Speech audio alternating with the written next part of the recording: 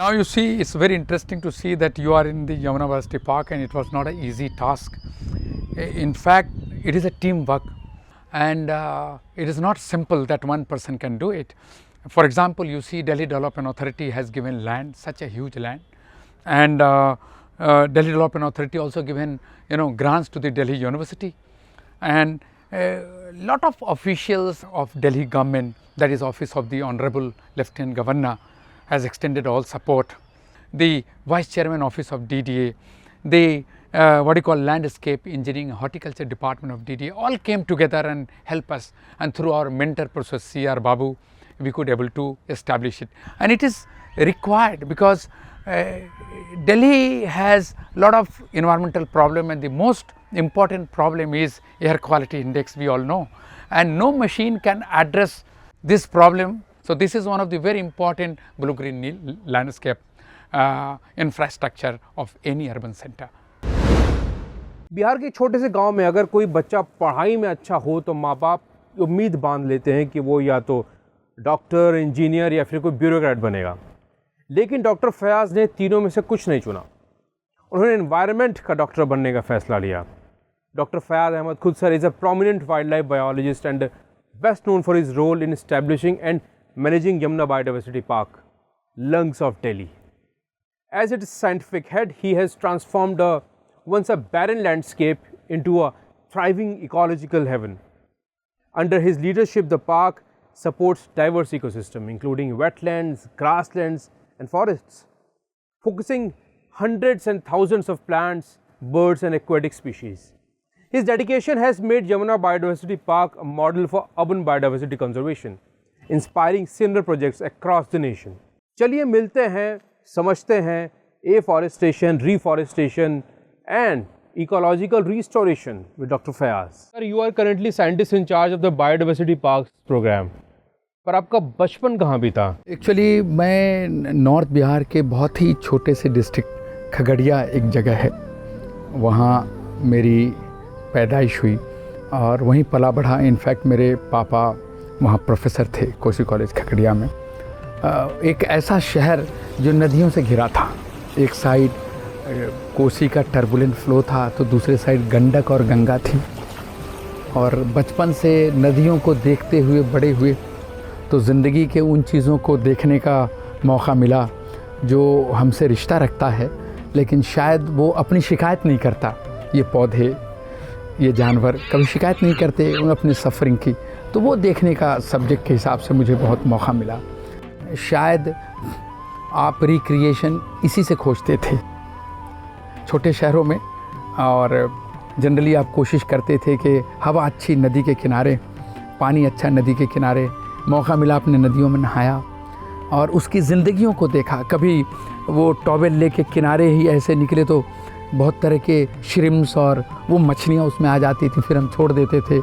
तो इन ज़िंदगियों को बहुत ख़ास तरीक़े से बचपन में देखने की कोशिश की हमने दोस्तों के साथ, और शायद वो छोटी जगह थी, उसने मुझे और भी इन चीज़ों को जानने में मदद की। बचपन से ही कुदरत के इतना करीब रहे आप, फिर भी कंजर्वेशन के प्रति इस लगाव में सबसे बड़ा योगदान किसका रहा? मेरी ज़िंदगी में गंजेटिक डॉल्फिन ने बड़ा इम्पोर्टेंट रोल अदा किया कि जब 7वीं 8वीं में गंडक किनारे बैठता था और कुछ जंप करती थी बार बार, तो मुझे ऐसा लगता था कि ये मछली बार बार क्यों आती है, ऊपर क्यों आती है, और मुझे पता नहीं था कि ये मछली नहीं मैमल है, क्योंकि उस वक्त नहीं जानता था मैं, और वो मुझे बहुत ही अट्रैक्ट करती थी।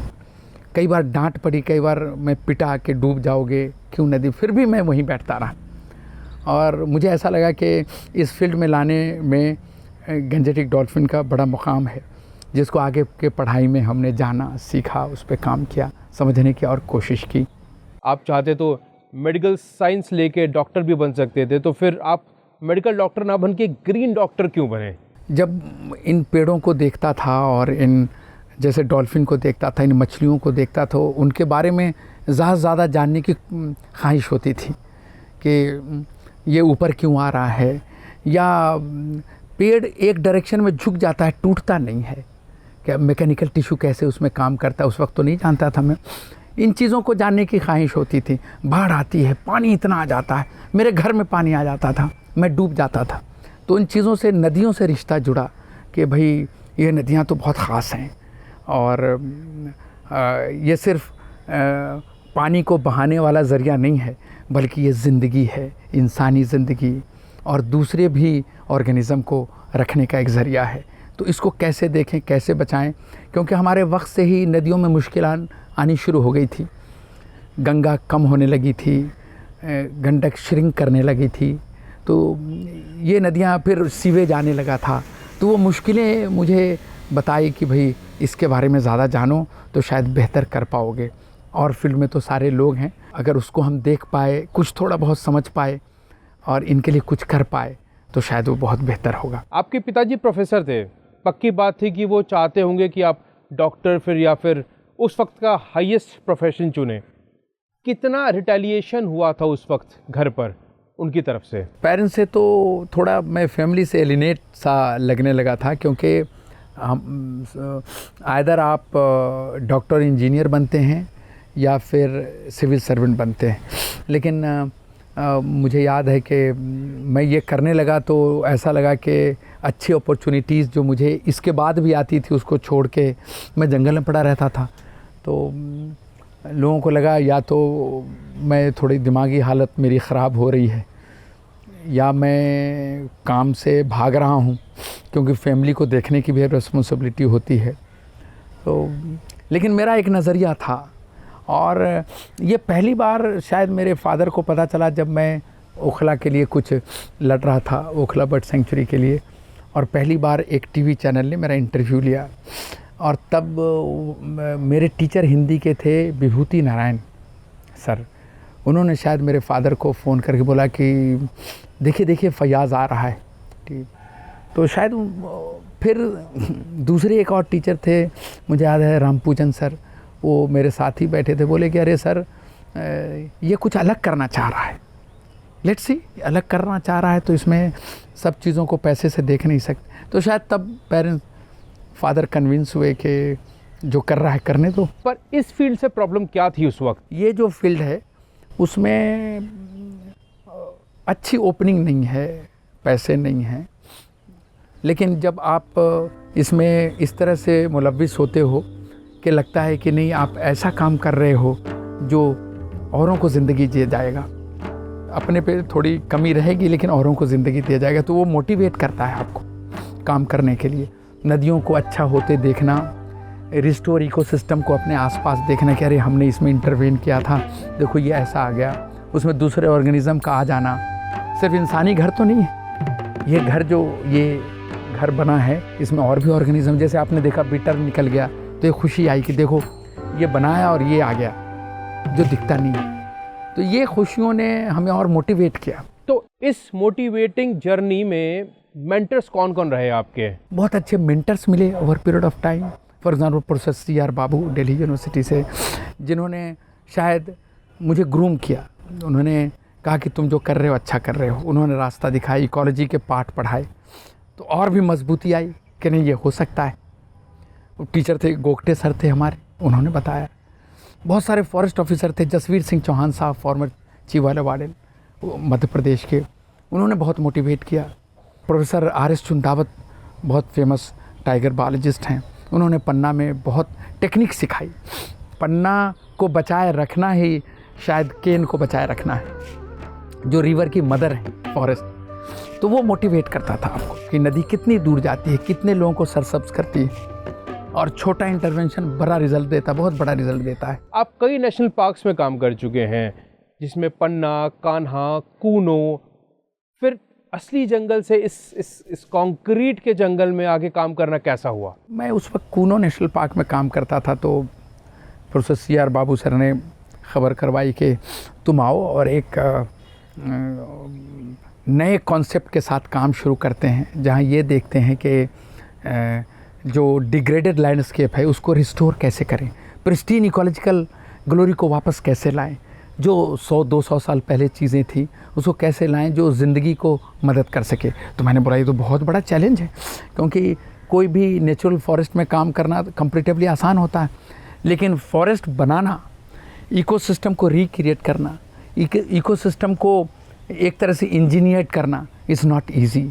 बिट बाय बिट जोड़ना होता है, तो मुझे लगा बहुत चैलेंजिंग होगा, तब मैं यहाँ आ गया। तो फिर जब आप दिल्ली में आए तो आपने यहाँ क्या देखा और क्या समझा? दिल्ली जैसे शहर के 2 लाइफ सपोर्टिंग लैंडस्केप हैं, river Yamuna and Aravalli hill ranges, और दोनों के हालात ख़राब हैं। जब नदी को देखते हैं पल्ला से ओखला तक चलती है, वज़ीराबाद के आगे रिवर सीवर में तब्दील हो जाती है और ज़िंदगी के बहुत सारे पहलुओं को पीछे छोड़ देती है। उसमें रहने वाली मछलियाँ, टर्टल्स, कभी डॉल्फिन्स भी रही होगी, बहुत सारे व्हाट कॉल क्रोकोडिलियन स्पीसीज़ होंगे जो हमने खो दिया, और उसके साथ इंसानी ज़िंदगी पुरसकून नहीं रही, मुश्किल आने लगी। एयर क्वालिटी इंडेक्स की बात करें, एयर वाटर क्वालिटी की बात करें, सारी मुश्किलें आने लगी। ऑलमोस्ट 2 करोड़ की पॉपुलेशन, हर कोने में कंक्रीट एस्टैब्लिशमेंट्स, और उसके बीच में बैठी हुई पॉल्यूटेड यमुना, कितना मुश्किल होगा सोचना भी उस वक्त। तो आप लोगों का पहला प्लान ऑफ एक्शन क्या था? एक नया नज़रिया लाए कि बड़े शहरों को नाले से जुदा नहीं कर सकते, सीवेज से जुदा नहीं कर सकते, तो क्यों नहीं एक ऐसा सिस्टम बनाए जो बिना एनर्जी के नाले को साफ़ कर सके। और प्रोफेसर बाबू सर के साथ एक कंस्ट्रक्टेड वेटलैंड सिस्टम का एक मॉडल लाए, जो नीला हौज़ अरुण आसिफ अली मार्ग पे है। वहाँ पे हम लोगों ने पहला एक्सपेरिमेंट किया कंस्ट्रक्टेड वेटलैंड सिस्टम से, और अब इन सीटू रेमेडिएशन पूरे देश में फेमस हो गया। ऑनरेबल एनजीटी ने काफ़ी डायरेक्शन दिए और हर जगह से लोग कह रहे हैं कि आप आके इस पर काम करें। अभी हमने ब्लैक बिटर्न भी जाता हुआ देख लिया। तो ये ज़िंदगी के उन मखलूक़ात को जिसको लोग शायद नज़रअंदाज करते हैं कि हमारी ज़िंदगी के लिए ज़रूरत है, यहाँ बैठे हम देख पा रहे हैं, तो ये आपको तसल्ली देता है कि आपने जो किया उसका डायरेक्शन सही है, और वो पोल्यूशन कम कर रहा है, पानी ला रहा है, कार्बन सिक्वेस्ट्रेशन कर रहा है, पोल्यूशन लोड को इनफैक्ट कम कर रहा है। तो इन जो जिसकी ज़रूरत है, वो जिस साइंस को हमने पढ़ा, जिस इकोलॉजी को पढ़ा, उसको ग्राउंड पे लेकर के आना बहुत बड़ा चैलेंज था, और उसकी शुरुआत हम लोगों ने यहाँ से करी। आज जो देख रहे हैं ये तरोताज़ा हवा आ रही है, और सामने अच्छे एस्टैब्लिश फ्लड प्लेन फॉरेस्ट हैं, वाइड फ्लड प्लेन ग्रासलैंड्स हैं, रिस्टोर वेटलैंड जिसके ऊपर हम बैठे हैं, वो बता रहा है कि पॉसिबिलिटी है, there is a hope for river Yamuna. तो इस होप के डायरेक्शन में अब काम करना हम लोगों ने शुरू किया। आपने बड़ी उम्मीदों के साथ काम शुरू किया होगा, क्या मुश्किलें देखी आपने उस पूरे प्रोसेस में? एक्चुअली ये ज़मीन नमकीन थी, यहाँ पे पीएच बहुत ज़्यादा था, तो यहाँ कुछ भी नहीं होता, सिर्फ सॉल्ट लविंग बुशेस थे, जैसे सूडा फ्रूटिकोसा, करासा, हेलोट्रोपियम, ये सारे प्लांट होते थे। तो हम लोगों ने शुरू में जब प्लांटेशन किया तो हमारे ड्रीम शैटर्ड हो गए, 10-15 दिन में सारे पौधे मर गए। तो फिर हम लोगों ने सॉइल प्रोफाइल किया और देखा पीएच बहुत एबनॉर्मल है, अलग अलग साइट पे डिफरेंट पीएच है। तो हमने सोचा कि let's raise the land, and land को रेज करने के लिए बहुत ज़्यादा मिट्टी की ज़रूरत थी। अगर मिट्टी बाहर कहीं से लाते हैं तो खोदते हैं तो इकोलॉजिकल डिज़ास्टर होगा वहाँ, बल्कि और कॉस्ट भी लगेगा। तो इन सीटू हम लोगों ने अरेंजमेंट किया, देखना शुरू किया कि क्या है यहाँ पे। ज़मीन से बात की तो देखा बहुत सारे इंडिकेटर्स जो देख रहे हैं वो घास, उसको फ्रेगमाइटिस कहते हैं, कुछ टाइफा है, जिसने बताया कि सबसॉइल एक्वीफर बहुत हाई है यहाँ। इन अदर वर्ड ये वेटलैंड था जो भर गया, सिल्टेड हो गया। तब इससे एक डायरेक्शन मिला और तब हम लोगों ने इसको डिसिल्ट किया। ये मोर देन 1.5 किलोमीटर लंबा वेटलैंड बनाया हमने, और जो मिट्टी निकल के आई उससे माउंट्स बनाया, जो सामने फॉरेस्ट आप देख रहे हैं।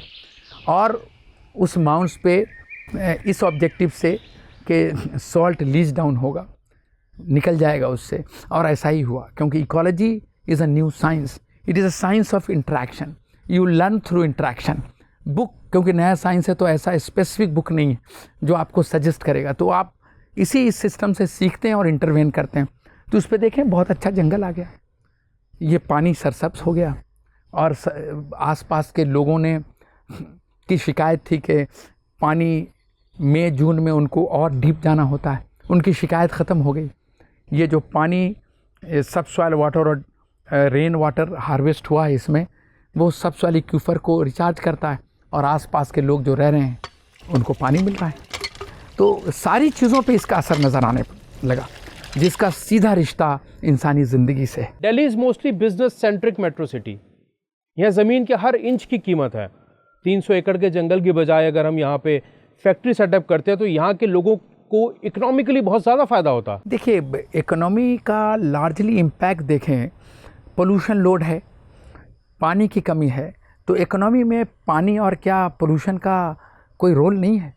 दिल्ली बसी, बढ़ी, पली, क्योंकि यहाँ एक सुंदर नदी बहती थी, यमुना। आज भी वो ज़िंदगी के बहुत अलग तरह से वो चल रही है, अभी भी वो ज़िंदगी दे रही है दिल्ली को। तो आप सोचें कि अगर ख़राब पानी पी रहे हैं तो आप बीमार हो रहे हैं, आपका हेल्थ लोड कितना ज़्यादा बढ़ रहा है, आपके ऊपर पैसे कितना खर्च हो रहे हैं, एयर क्वालिटी ख़राब हो रहा है, आपका रेस्पिरेटरी सिस्टम बर्बाद हो रहा है, आप पे हेल्थ लोड कितना बढ़ा, तो आप डेवलपमेंट के किस मैयार को देखेंगे? आप इकोनॉमिक्स को कैसे देखेंगे? इकोनॉमी क्या ओवरऑल पैसे से होता है, या ह्यूमन हेल्थ इंडेक्स नहीं देखेंगे आप, क्वालिटी ऑफ लाइफ नहीं देखेंगे? इकोनॉमिक्स का मतलब होता है क्वालिटी ऑफ लाइफ को बढ़ाना, और वो ज़िंदगी तभी आएगी जब इस तरह की चीज़ें होंगी, जब सिस्टम रिस्टोर होंगे। तो सारा चीज़ रिवॉल्व करता है इंसानी ज़िंदगी से, और इंसानी ज़िंदगी चलती है हवा और पानी से, और हवा और पानी चलते हैं अच्छी नदियों से, इस तरह के बायोडायवर्सिटी पार्क से, और इसलिए इसकी ज़रूरत है। अब जब बात हो रही है डेवलपमेंट की, तो रिसेंटली ऐसा हो रहा है कि इंफ्रास्ट्रक्चरल डेवलपमेंट का क्लाइमेट पैटर्न पे बहुत बड़ा इम्पैक्ट पड़ रहा है। ऐसा क्यों? हमने क्या किया कि हमने कभी इसको एनालाइज़ नहीं किया कि डेवलपमेंट का मैयार कितना हो और डेवलपमेंट का ऑब्जेक्टिव कितना हो। डेवलपमेंट हमने करना शुरू किया, दूसरे मखलूक़ात, दूसरे ऑर्गेनिज़म को नज़रअंदाज किया, दूसरे नेचुरल सिस्टम को नज़रअंदाज किया, नदियों को पाटा, पेड़ों को काटा, सड़कें बनाई, रहने लगे। एग्री करता हूँ, इंसानी ज़रूरत है वो, लेकिन दो इम्पॉर्टेंट ज़रूरत है, उसको कॉम्प्रोमाइज़ किया हमने। इससे क्या हुआ कि जो लोकल क्लाइमेट है धीरे धीरे वो डिसरप्ट हुआ, और ग्लोबली भी वर्ल्ड वाइड यही फेनोमेना है डेवलपमेंट का, तो पूरे ग्लोबल सिस्टम पे इसका असर है, और जिससे एक्सट्रीम वेदर पैटर्न हो गया। इस बार नॉर्दर्न इंडिया में, बिहार में अच्छी बारिश नहीं हुई तो धान की खेती नहीं हुई। आप ज़रा देखें, बारिश जब चाहिए तब बारिश हुई नहीं, जब बारिश नहीं चाहिए तो बारिश हो गई। अब बारिश हो रही है तो लंबे वक्त तक छोटे ड्यूरेशन में ज़्यादा बारिश हो जा रही है, उससे मुश्किलें बढ़ रहे हैं, फ्लड आ जा रहा है, बारिश नहीं हुई ड्राउट आ जा रहा है। तो अगर ये नेचुरल सिस्टम फेल होगा तो एक्सट्रीम वेदर पैटर्न और बढ़ेंगे। तो इसी बायोलॉजिकल टेक्नोलॉजी को, साइंस को यूज़ करके उसी इन्वायरमेंट को रिस्टोर करने का जिम्मा भी हमारा ही है, और उसी इकोलॉजिकल रिस्टोरेशन इकोलॉजी साइंस को इस्तेमाल करके इसको रिस्टोर बैक कर रहे हैं। इसकी बहुत तेज़ी से करने की इसको ज़रूरत है, सारे नदियों को बचाने की ज़रूरत है, और तभी आबो हवा इस इंसानी ज़िंदगी को अच्छी हो पाएगी, इंसानी ज़िंदगी को मिल पाएगी। एक्सट्रीम वेदर पैटर्न का सबसे पहला इम्पैक्ट हमारी नदियों पर ही पड़ता है, ऐसा क्यों? अक्रॉस द कंट्री जितने भी फ्लड प्लेन हैं उसमें हमारा इंक्रोचमेंट है। अभी हाल में मैं देख रहा था, गुजरात के फ्लड में क्रोकोडाइल घर के छत पे बैठा है, हमारे आंगन में आ रहा है। तो उस क्रोकोडाइल का मेरा आंगन घर तो जगह है नहीं, उसका हैबिटेट नदी थी, लेकिन नदी में हम बसे हैं, तो पानी आएगा वो कहाँ जाएगा? तो अक्रॉस द कंट्री ये फेनोमेना है। नदी में हम घुस गए, फ्लड प्लेन श्रिंक कर दिया। जब फ्लड प्लेन श्रिंक होगा तो जब पानी नदी में आएगा तो वो पानी कहाँ जाएगा? वो बाढ़ लाएगा, हमको डुबाएगा, और फिर हम कोसेंगे कि देखो नेचुरल कैलेमिटी आ गई। नेचुरल कैलेमिटी के लिए हम ही रिस्पॉन्सिबल हैं। अभी आप देखें, लैंडस्लाइड पिछले कुछ सालों में एक्सट्रीम हो गया, क्यों हो रहा है? और उसका सारा का सारा दारोमदार हम नेचर पे डाल देते हैं, लेकिन उस लैंडस्लाइड को बढ़ाने में हमारा ही रोल है। हमने बड़े ही फ्रेजाइल हिमालयन इकोसिस्टम में पहाड़ों को काटा, जैसे भी चाहा काटा, हमने अपने लिए सड़कें बनाई। तो पहाड़ को तो हमें जानना होगा ना कि किस एंगल पर काटना है, कितना काटना है, नहीं काटना चाहिए, वहाँ भी काटा। अब उसका नतीजा वायनाड देखिए। फ्लड प्लेन्स आखिर इतने ज़रूरी है क्यों? क्योंकि फ्लड प्लेन एक उनका प्ले ग्राउंड है नदियों का। उसमें जब पानी बढ़ता है तो उसमें वो खेलती हैं, मियांडरिंग करती हैं, घूमती हैं, तो उनको जगह तो चाहिए ना। ये हर वक्त लोग टेम्स रिवर का एग्जाम्पल देते हैं। यूरोपियन रिवर को देखें, उनका फ्लड प्लेन होता ही नहीं, लेकिन इंडियन रिवर के वाइड फ्लड प्लेन होते हैं। आप गैंजेस का देखें, माइटी गंगा का फ्लड प्लेन कहीं कहीं 5 किलोमीटर, 10 किलोमीटर, 20 किलोमीटर, और उस फ्लड प्लेन को हम अगर इंक्रोच कर रहे हैं, उसे श्रिंक कर रहे हैं, कह रहे नदी तुम्हें क्या ज़रूरत है इसकी, वो ज़मीन नदियों की, अगर नदियों के लिए छोड़ेंगे तो नदियों से आपको मुश्किलें नहीं होगी। नदियाँ तो ज़िंदगी देती हैं। और हमने एक उदाहरण दिया है यमुना यूनिवर्सिटी पार्क में DDA और दिल्ली यूनिवर्सिटी ने काम करके कि ये मॉडल है, सारी नदियों के फ्लड प्लेन को इस तरह से रिस्टोर करके नदियों को रिजुवनेट किया जा सकता है। तो फिर इसके लिए बायोडाइवर्सिटी पार्क की क्या ज़रूरत है? ट्री प्लांटेशन करके भी तो हम इकोलॉजिकल रिस्टोरेशन कर सकते हैं। इकोलॉजिकल रिस्टोरेशन प्लांटेशन नहीं है, माइंड इट। अक्सर हाँ, सारे प्रॉब्लम, इन्वायरमेंटल प्रॉब्लम का आंसर प्लांटेशन से हम खोजते हैं। वेल इंटेंडेड है लेकिन ये डिज़ायर रिजल्ट नहीं देता। क्यों नहीं देता? डेजर्ट में अगर प्लांटेशन शुरू करेंगे तो लिमिटेड मॉइस्चर में आप दूसरे प्लांट जो वहाँ के नेटिव हैं उसको ख़त्म कर देंगे। रिवर जो आप देखते हैं वो सिर्फ मेन चैनल नहीं है, वो फ्लड वे या वाटर वेज नहीं है, बल्कि उसके ऊपर राइपेरियन जोन है, उसके ऊपर एक्टिव फ्लड प्लेन है, उसके ऊपर इनएक्टिव फ्लड प्लेन है, उसके ऊपर ओल्ड एलुवियम फ्लड प्लेन है, उसके ऊपर एम्बैंकमेंट है। अगर इन सारे कंपोनेंट को, जिनका जो इकोलॉजिकली बहुत ही इंटीग्रेटेड हैं, अगर इन सब को हम रिस्टोर कर पाएंगे तो नदियों को ज़िंदगी मिलेगी, सिटी को ज़िंदगी मिलेगी, लोगों को ज़िंदगी मिलेगी। आजकल school, college, NGOs, even government officials खूब सारे प्लांटेशन करते हैं, पर प्लांटेशन से प्रॉब्लम क्या है? प्लांटेशन में जब हम प्लांटेशन करते हैं तो वहाँ कंसीडर नहीं करते कुछ भी लगाना, क्या कुछ भी लगा दो। लेकिन यहाँ जो इकोलॉजिकल रिस्टोरेशन है वो कहता है कि आप काम करने से पहले you need to have a site. When you have a site you look at the ecological history of the site. That is very very important कि 200 साल पहले यहाँ क्या था उसको जानने की कोशिश करो। Then you try to find out a reference ecosystem and then on the basis of available resource and man power you slowly intervene. Generally क्या होता है कि सारी चीज़ें 31 मार्च में बधी होती हैं फाइनेंशियल ईयर में, अभी ख़त्म कर दो। तो सोल्यूशन, नेचुरल सोल्यूशन 1 साल का होता नहीं है, ये लॉन्ग टर्म इंटरवेंशन खोजता है। इफ़ पॉसिबल अगर आप थोड़ा सा क्लियर करके बता पाएँ, प्लांटेशन ड्राइव और इकोलॉजिकल बैलेंस में क्या डिफरेंस है? 3 तरह की चीज़ों कहूँगा, afforestation, reforestation and ecological restoration. जब आप एफॉरेस्टेशन कहते हैं तो उसमें आपका ऑब्जेक्टिव होता है कि हरा कर दो। वो यूकेलिप्टस लग रहा है कि सुबबूल लग रहा है कि पोंगेमिया पिनेटा लग रहा है, आप लगाओ, हरा कर दो। उससे इकोलॉजिकल फंक्शन उसका क्या होगा उसकी तरफ हमारा अंदाज़ नहीं होता, क्योंकि आप जब और रीफॉरेस्टेशन करते हो ऐसी जगह पे जहाँ कुछ फॉरेस्ट हैं डिग्रेडेड, वहाँ भी ऑलमोस्ट यही हाल है। जल्दी उगने वाले, नहीं ग्रेज्ड होने वाले स्पीसीज़ को लाते हैं कि सरकार में सख्ती है कि आप अगर रेंज ऑफिसर हैं, फॉरेस्ट ऑफिसर हैं, आपने प्लांटेशन किया तो आपका टारगेट है, तो आप भी चाहते हैं ऐसे पौधे को लाओ जो ग्रेज ना हो, कम रख रखाव में बच जाए कि आपकी ज़िंदगी बच जाए, नहीं तो आपको सो कॉज नोटिस आ जाएगा। तो रिफॉरेस्टेशन में भी यही होता है। इकोलॉजिकल रिस्टोरेशन में होता है कि आप जो आइडेंटिफाइड साइट है उसकी इकोलॉजिकल हिस्ट्री को देखते हो कि यहाँ क्या था, रेफरेंस इकोसिस्टम खोजते हो नियर बाई में, और तब प्लांट रिस्टोरेशन करते हो जिसमें फॉरेस्ट भी होता है, ग्रासलैंड भी होता है, वेटलैंड भी होते हैं।